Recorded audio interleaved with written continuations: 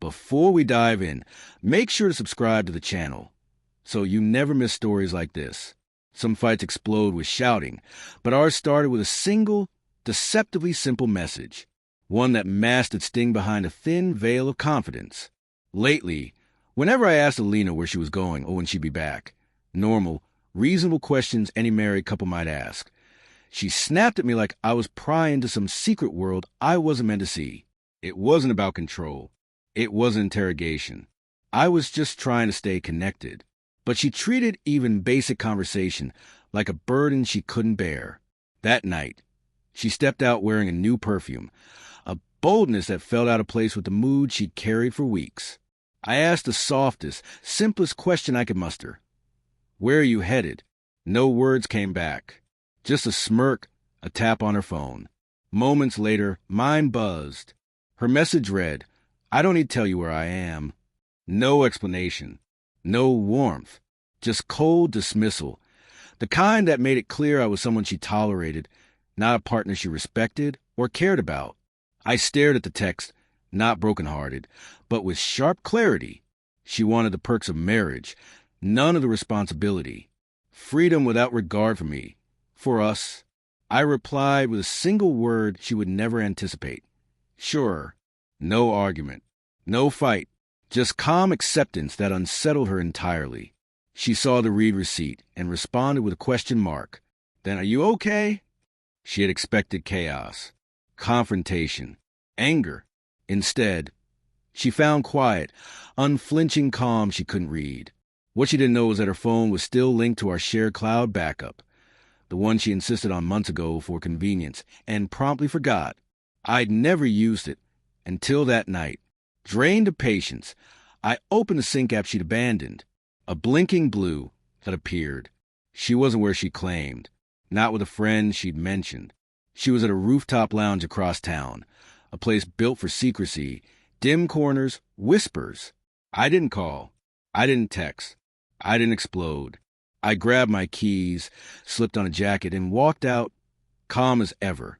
If she believed she owed me nothing, I owed her nothing in return. 5 minutes into the drive, I sent one text. Heading out. That was it.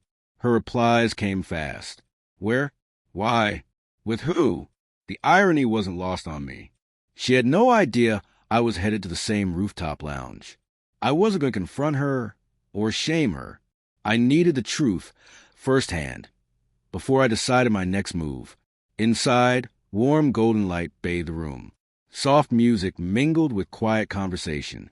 And there she was, Alina, tucked into a corner booth with a man from her office. No touching, no kissing. But she leaned toward him the way she hadn't leaned toward me in months. Attentive, gentle, soft, the tenderness I'd been missing. I didn't approach. I didn't speak. I stepped aside, pulled out my phone, and took a photo. Not for revenge, not to escalate, just to preserve the truth.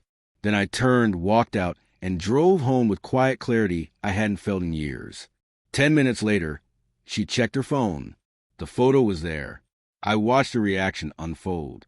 10:47 p.m. Her messages poured in. "Wait, Adrian, what are you doing there? It's not what it looks like. Please, just wait." Everything shifted the moment she realized I wasn't in the dark. The supposed freedom she'd taken for granted wasn't free. Panic replaced confidence. Excuses tumbled out in frantic waves, attempting to rewrite what she had done. She bolted from the lounge, her location jumping on the map like a glitch, racing home in fear of what awaited her. When she finally burst through the door, out of breath, sweating, lipstick smeared, not from anyone else, but from panic, she found me on the couch, calm, composed, the same way I had been earlier when she flaunted her independence. She stumbled over her words, shaking, hands trembling. "He's just a co-worker. He was giving me advice. Nothing happened. I swear, Adrian, just listen." But the real damage wasn't the photo. It wasn't even the man. It was what the situation revealed. She didn't think she owed me basic respect. Communication was optional. Our marriage, optional to her care. I let her ramble until she realized I wasn't reacting, not raising my voice, not chasing answers, just watching, calm, icy, measured. Then I spoke, slow and deliberate.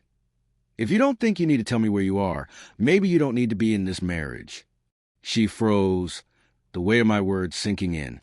For the first time, she understood freedom works both ways. She crumpled the floor, crying, begging, promising things she had once dismissed. Honesty, respect, transparency. That night didn't just strip away her confidence. It exposed everything she never thought I would see. From that moment, nothing was ever the same.